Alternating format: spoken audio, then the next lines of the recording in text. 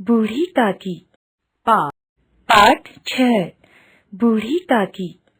हमें प्रायः जिसका भय करना चाहिए उसका नहीं किया जाता और जिनसे डरने की आवश्यकता नहीं उससे डरते रहते हैं। पाप से डरना चाहिए, कर्म फल से डरना चाहिए और ईश्वर के न्याय से डरना चाहिए। पर इनसे अब कौन डरता है? चोरी करते हुए, भोले लोगों को ठगते हुए, छल प्रपंच रचते हुए, व्यभिचार, बेईमानी, असत्य भाषण करते हुए कौन डरता है? डरते हैं मिट्टी के पुतले मनुष्य से, उपद्रवियों से, अज्ञानियों से। डरना ही है तो ईश्वर की दंड व्यवस्था और दुष्प्रवृत्तियों से डरना चाहिए, क्योंकि दुख तो हमें दुष्कर्मों के कारण ही मिलता है। बुढ़ापा बहुधा बचपन का पुनरागमन हुआ करता है। बूढ़ी काकी में जीवा स्वाद के सिवाय और कोई चेष्टा शेष न थी। समस्त इंद्रियां, नेत्र, हाथ और पैर जवाब दे चुके थे। पृथ्वी पर पड़ी रहती और घर वाले कोई बात उनकी इच्छा के प्रतिकूल करते, भोजन का समय टल जाता या बाजार से कोई वस्तु आती और न मिलती तो रोने लगती। उनका रोना सिसकना साधारण रोना न था, वे गला फाड़ फाड़ कर रोती। उनके पतिदेव को स्वर्ग सिधारे कालांतर हो चुका था। बेटे तरुण हो होकर चल बसे थे। अब एक भतीजे के सिवाय कोई न था। उसी भतीजे के नाम उन्होंने अपनी सारी संपत्ति लिख दी थी। उस संपत्ति की वार्षिक आय 150-200 रुपये से कम न थी। तथापि बूढ़ी काकी को पेट भर भोजन भी कठिनाई से मिलता था। भतीजा बुद्धिराम स्वभाव से सज्जन था। उसकी पत्नी रूपा स्वभाव से तेज थी, परंतु ईश्वर से डरती थी। बूढ़ी काकी को उसकी तीव्रता उतनी न खलती थी जितनी बुद्धिराम की भलमन साहत। बुद्धिराम को कभी कभी अपने अत्याचार का खेद होता था। संपूर्ण परिवार में यदि काकी से किसी को अनुराग था तो वह बुद्धिराम की छोटी लड़की लाडली थी। लाडली अपनी दोनों भाइयों के भय से अपने हिस्से की मिठाई चबेना बूढ़ी काकी के पास बैठकर खाया करती थी। यही उसका रक्षागार था। यद्यपि काकी की शरण उनकी लोलुपता के कारण बहुत महंगी पड़ती थी, तथापि भाइयों के अन्याय से कहीं सुलभ थी। इसी स्वार्थानुकूलता ने उन दोनों में सहानुभूति का आरोपण कर दिया था। रात का समय था।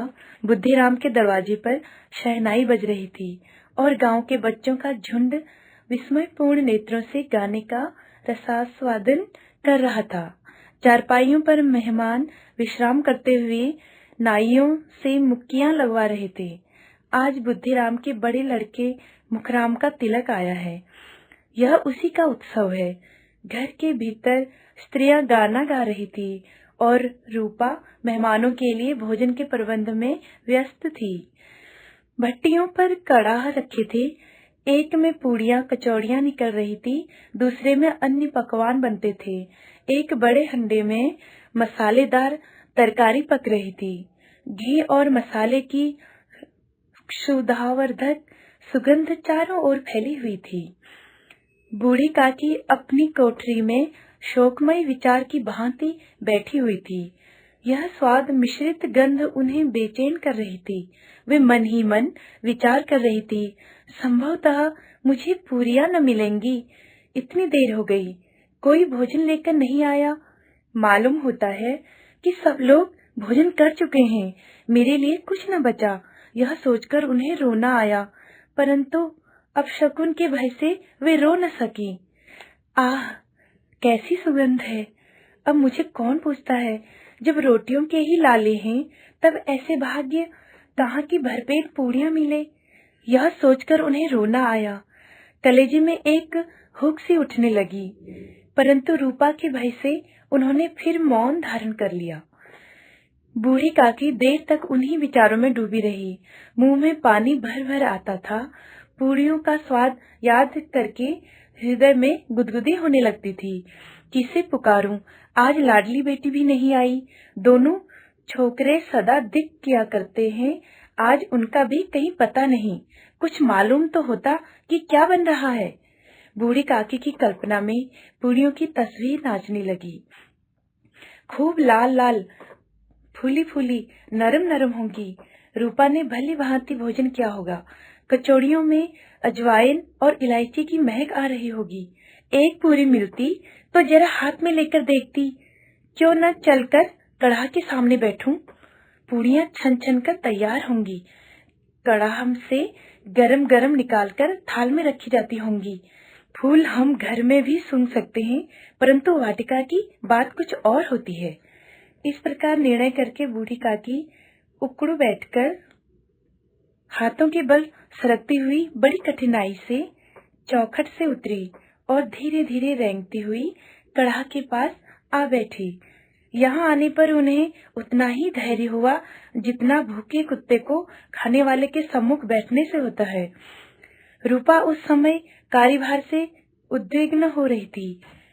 कभी उस कोठे में जाती, कभी उस कोठे में, कभी कढ़ा के पास आती, कभी भंडार में जाती। किसी ने बाहर से आकर कहा, महाराज ठंडाई मांग रहे हैं। ठंडाई देने लगी। इतने में फिर किसी ने आकर कहा, भाट आया है, उसे कुछ दे दो। भाट के लिए सीधा निकाल रही थी कि तीसरे आदमी ने आकर पूछा, अभी भोजन तैयार होने में कितना विलंब है? जरा ढोल मजीरा उतार दो। बेचारी अकेली स्त्री दौड़ते दौड़ते व्याकुल हो रही थी, झुंझलाती थी, कूटती थी, परंतु क्रोध प्रकट करने का अवसर न पाती थी। भय होता कहीं पड़ोसी ने यह न कहने लगे कि इतने में ही उबल पड़ी। प्यास से स्वयं का कंठ सूख रहा था। गर्मी के मारे फूंकी जाती थी, परंतु इतना अवकाश न था कि जरा पानी पी लें अथवा पंखा लेकर झलें। यह भी खटका था कि जरा आंख हटी और चीजों की लूट मची। इस अवस्था में जब उसने काकी को कड़ाह के पास बैठे देखा तो जल गई। क्रोध न रुक सका। इसका भी ध्यान न रहा कि पड़ोसी न बैठी हुई हैं। मन में क्या कहेंगी, लोग सुनेंगे तो क्या कहेंगे। जिस प्रकार मेढक कैंचुए पर झपटता है, उसी प्रकार वह बूढ़ी काकी पर झपटी और उन्हें दोनों हाथों से झटक कर बोली, ऐसे पेट में आग लगे, पेट है या भाड़? कोठरी में बैठते हुए क्या दम घुटता था? अभी मेहमानों ने ही नहीं खाया, भगवान को भोग नहीं लगा, तब तक धैर्य न हो सका, आकर छाती पर सवार हो गई। जल जाए ऐसी जीव दिन भर खाती न होती तो न जाने किस किस की हांडी में मुंह डालती। गांव देखेगा तो कहेगा कि बुढ़िया भरपेट खाने को नहीं पाती, तभी तो इस तरह मुंह बाएं फिरती है। डाइन न मरे न माचा छोड़े, नाम बेचने पर लगी है, नाक कटवाकर दम लेगी। इतना ठूसती है न जाने कहाँ भस्म हो जाता है।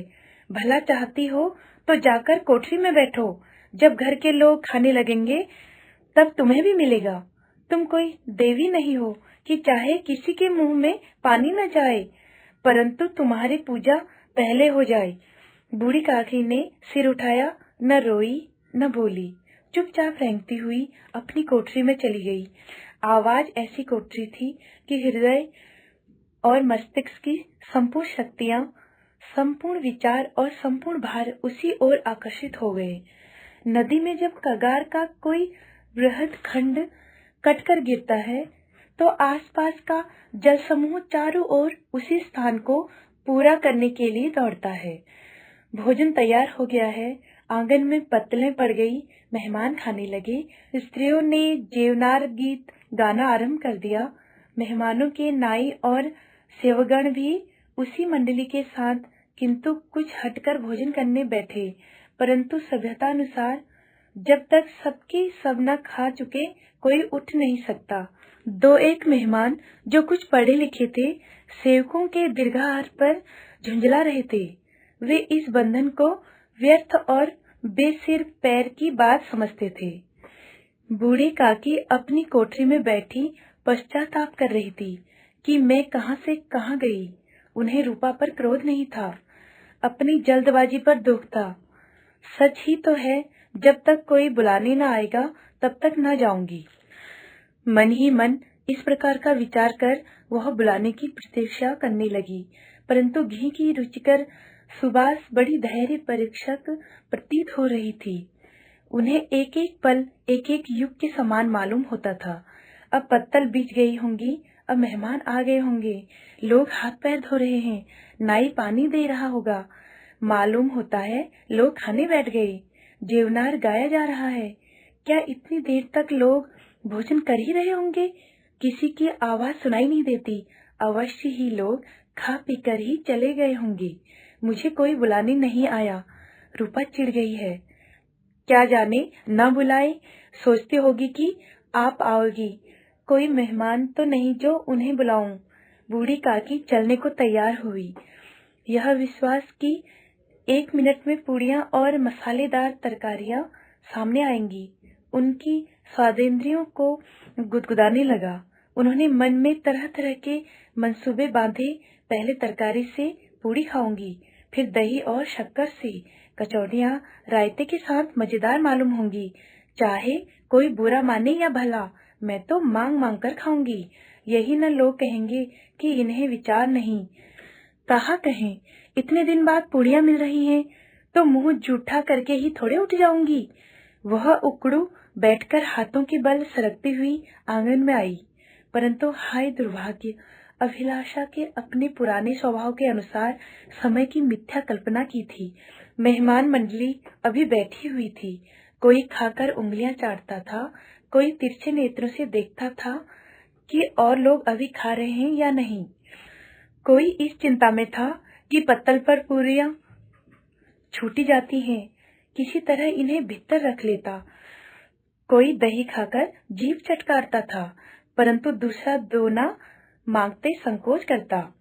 इतने में बूढ़ी काकी रेंगती हुई उनके बीच में आ पहुंची। कई आदमी चौंक कर उठ खड़े हुए, पुकारने लगे, अरे यह बुढ़िया कौन है?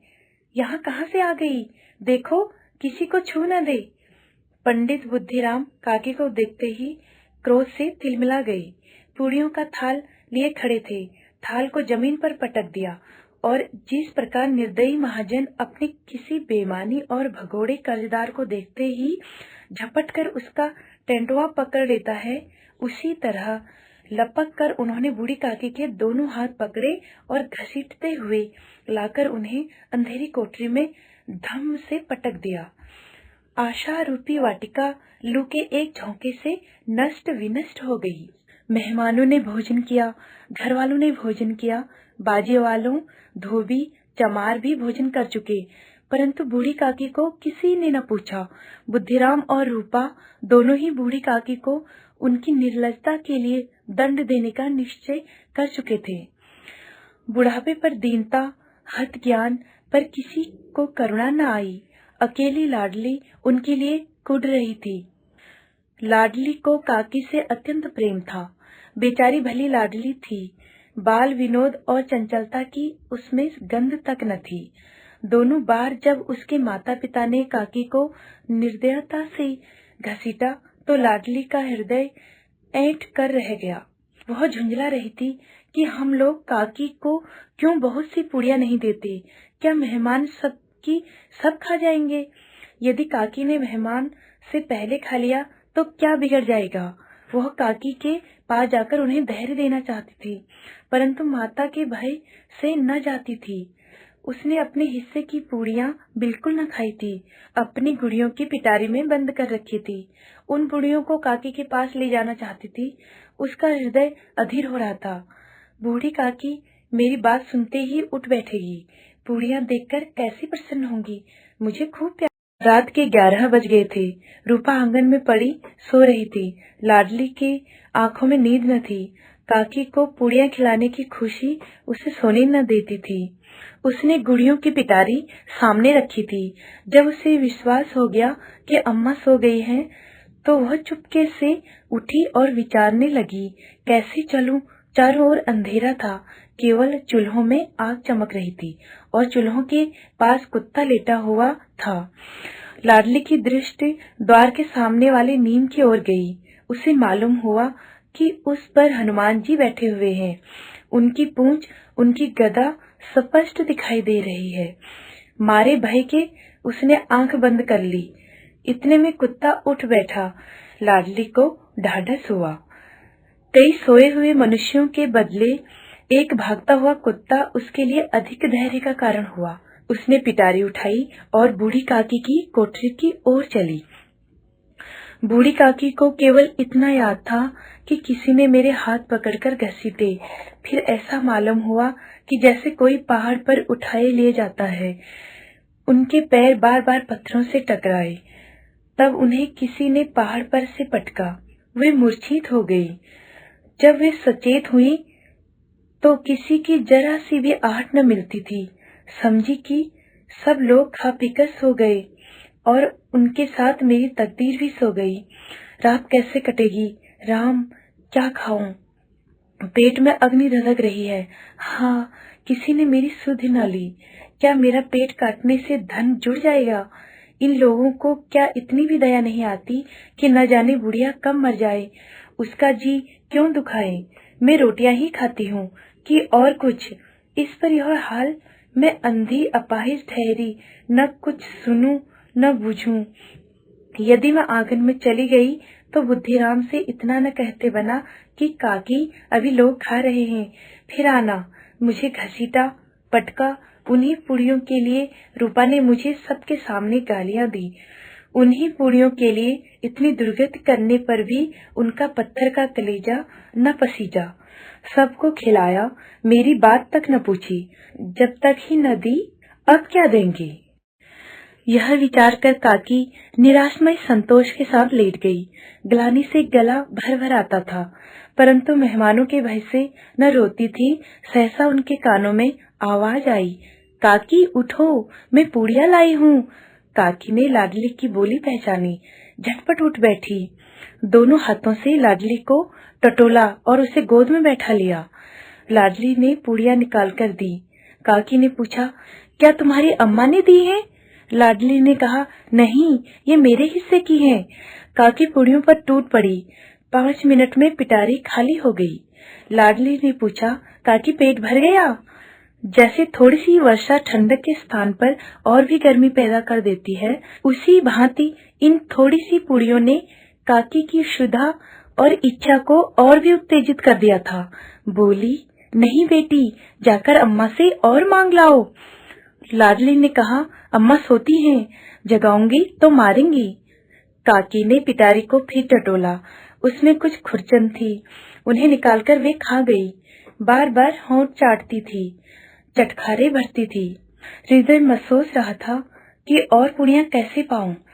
संतोष सेतु जब टूट जाता है तब इच्छा का बहाव अपरिमित हो जाता है। काकी का अधीर मन इच्छा के प्रबल प्रवाह में बह गया। उचित और अनुचित का विचार जाता रहा। वे कुछ देर तक उस इच्छा को रोकती रही। सहसा लाडली से बोली, मेरा हाथ पकड़कर मुझे वहां ले चल जहां मेहमानों ने बैठकर भोजन किया है। लाडली उनका अभिप्राय न समझ सकी। उसने काकी का हाथ पकड़ा और ले जाकर जूठी पत्तलों के पास बैठा दिया। दीन क्षुधातुर हठ ज्ञान बुढ़िया पत्तलों से पूड़ियों के टुकड़े भक्षण करने लगी।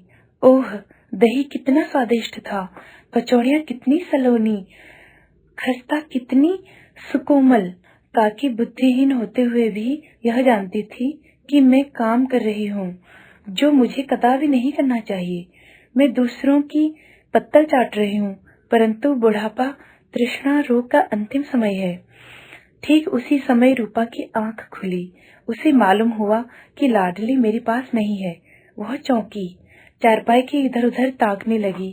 कहीं चारपाई के नीचे तो नहीं गिर गई। उसे वहां न पाकर वह उठी तो देखती है कि लाडली जूठी पत्तलों के पास चुपचाप खड़ी है और बूढ़ी काकी पत्तलों पर से पूड़ियों के टुकड़े उठा उठाकर खा रही है। रूपा का हृदय सन्न रह गया। एक गाय की गर्दन पर छुरी चलते देखकर जो अवस्था उसकी होती, वही उस समय हुई। एक ब्राह्मणी दूसरों की जूठी पत्तलें टटोले, इससे अधिक शोकमय दृश्य असंभव था। यह वह दृश्य था जिसे देखकर देखने वालों के हृदय कांप उठते हैं। ऐसा प्रतीत होता था मानो जमीन रुक गई, आसमान चक्कर खा रहा है। रूपा को क्रोध न आया। शोक के सम्मुख क्रोध कहाँ? करुणा और भय से उसकी आंखें भर आई। इस अधर्म के पाप का भागी कौन है? उसने सच्चे हृदय से गगनमंडल की ओर हाथ उठाकर कहा, परमात्मा, मेरे बच्चों पर दया करो, इस अधर्म का दंड मुझे मत दो, नहीं तो मेरा सत्यानाश हो जाएगा। रूपा को अपनी स्वार्थपरता और अन्याय इस प्रकार प्रत्यक्ष रूप से कभी न दिखाई पड़े थे।